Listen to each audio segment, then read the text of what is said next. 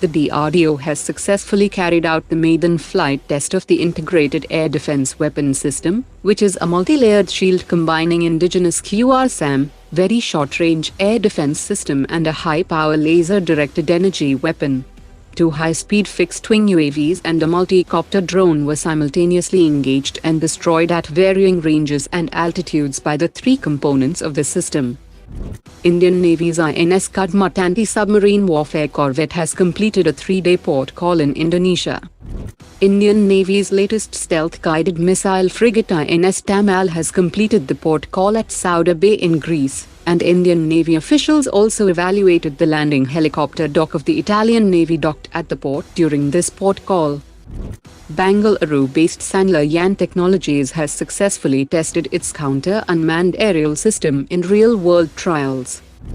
A high-level Indian Tri-Services delegation visited the headquarters of Israel Aerospace Industries to evaluate the recently offered long-range standoff weapons, including the 250 km range air-to-air missile Sky Sting and 300 km range Seabreaker precision-guided missile system.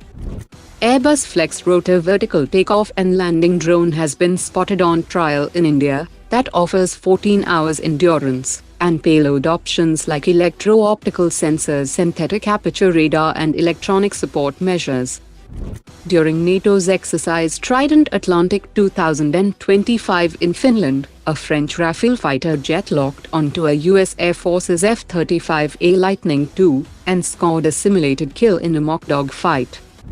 DRDO's Aeronautical Development Establishment has announced that the Tapas BH-201 drone powered with indigenous engine will enter flight trials within the next few months. The Philippines Armed Forces are exploring the purchase of India's Pralay tactical missile. A 290 km range export variant is under development, with Armenia to be the first buyer to counter.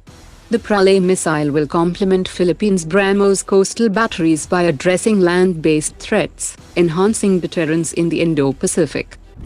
Astra Microwave Products and Bharat Electronics Limited have been selected as development and production partners for the 400 km range Virupaksha radar for the Super Sukhoi modernization program.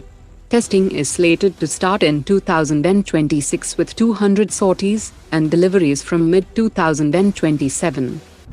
Hindustan Aeronautics will deploy AI-enabled drones and robotic systems for automated precision measurement and defect detection on the AMCA assembly lines, as the program demands tighter tolerances, smooth surfaces, and complex geometries to maintain low radar cross-section.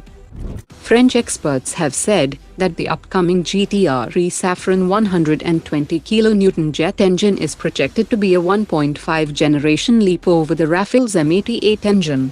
The new engine will feature an enhanced low-pressure compressor, advanced materials, superior cooling, a stealthy 3D thrust vectoring nozzle, and compatible with future systems like directed energy weapons. The engine will also suitable for the Tejas MK2, and the modular design allows future upgrades to 145 kN for 6th-generation fighter jets. The center has finally cleared the Defense Ministry and Mazagan Dock shipbuilders to start contract negotiations with Germany's ThyssenKrupp Marine Systems for building 6 advanced submarines under the 70,000 crore rupees Project 75I. The process is expected to start by the end of this month and conclude within the next 6 months, paving the way for final approval of the contract. The Ministry of Defense has issued an request for information for the procurement of 76 naval utility helicopters under the Buy and Make Indian category, with 51 for the Navy and 25 for the Coast Guard. The helicopters must be twin-engine, under 5,500 kilograms all-up weight, equipped with 12.7 mm guns, and proven in naval service for at least 5 years, and capable of all-weather day and night shipborne operations with foldable blades and wheeled landing gear. Today's top 3 comments.